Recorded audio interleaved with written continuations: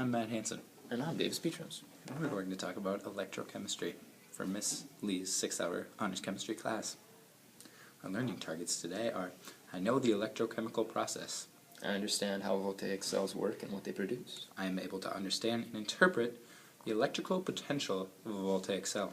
I am able to understand and calculate the standard cell potential of a cell.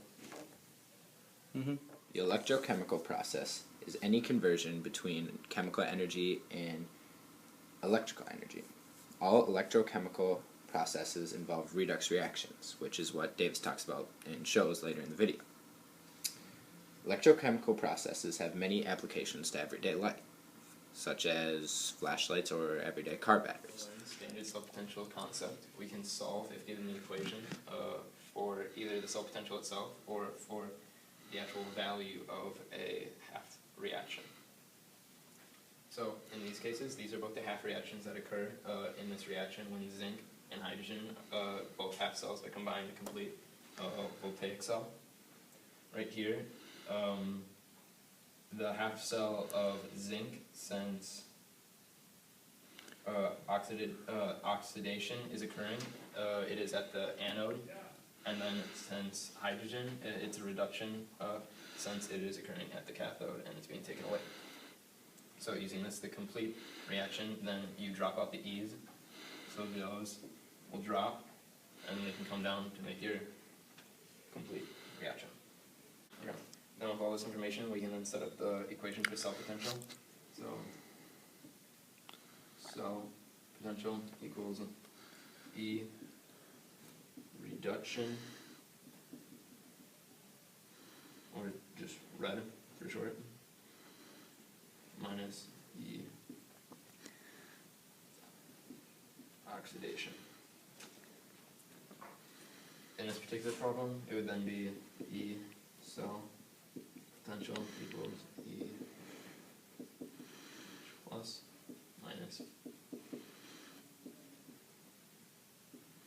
zinc, since oxidation was our zinc, and then our reduction was our hydrogen half cells. So we're provided with that the cell potential of this particular reaction is plus 0.76 volts. And then using our half cell table, we can then find that hydrogen half cell always equals 0.00 volts. And then thus we can solve for zinc. So zinc then equals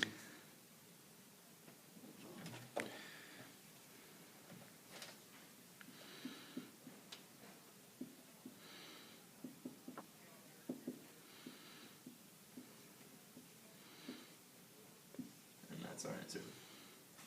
So the half reaction for the zinc half cell equals negative 0.76 volts. Voltaic cell is an electrochemical cell used to convert chemical energy into electrical energy. Electrical energy is produced in a voltaic cell by spontaneous redox reactions within the cell. Now, the voltaic cell we have on the PowerPoint is between zinc sulfate and copper sulfate. And its voltaic cell consists of two half cells.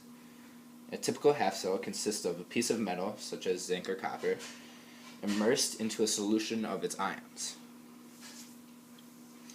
And then these two cells are connected by a salt bridge, which is a tube. In the electrochemical process, there are two types of reactions. There are oxidation reactions and there are reduction reactions.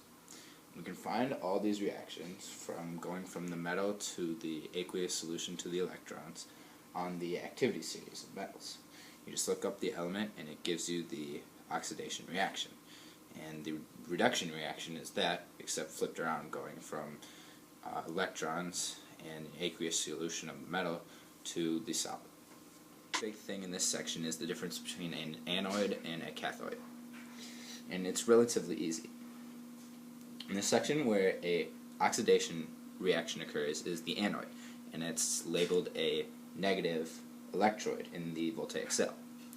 Where the positive electrode is and the reduction reaction occurs is it's called the cathode. And those are both used in the voltaic cells. They're the two different. Now on to electrical potential. The electrical potential of a voltaic cell is a measure of the cell's ability to produce an electrical current. This is then measured in volts and denoted by a capital V. However, if we're calculating the electrical potential, it must be a complete cell, meaning we can only calculate it if two half cells are combined. We cannot calculate the electrical potential of an isolated half cell. And then once they're combined, like I previously said, then we can calculate the difference, and that actually is what we use as the complete cell potential. So using this concept, then we are able to calculate the standard cell potential. The standard cell potential is the measured cell potential when ion concentrations are 1 molar, any gases are at pressure 101 kilopascals, and temperatures are at 25 degrees Celsius. The formula for this, if you didn't catch it, is cell potential equals the reduction potential of the half cell in which reduction occurs minus the reduction potential of the half cell in which oxidation occurs.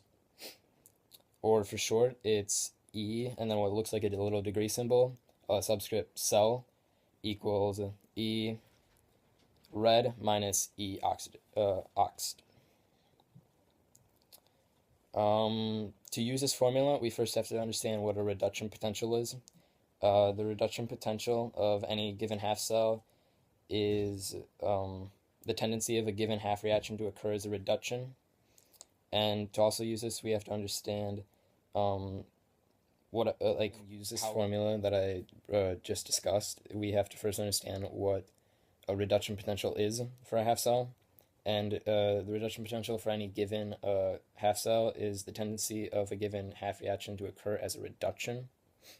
And then also to use this formula, we must understand the concept of how to differentiate which ones are becoming reducting or oxidizing. And the only difference is the half cell that has a greater tendency to acquire electrons during the reaction is the one where reduction occurs, and then thus the other one is where oxidation occurs. So onto an example. In the problem, we are first given the half reactions, so we may find the cell reaction by canceling out the E's or the electrons. And also, we are also given the cell potential measured in volts, the total cell potential, because in this particular example, we're actually solving for the reduction potential of just zinc in our example where a half cell of hydrogen is combining with a half cell of zinc. So I'll discuss that now.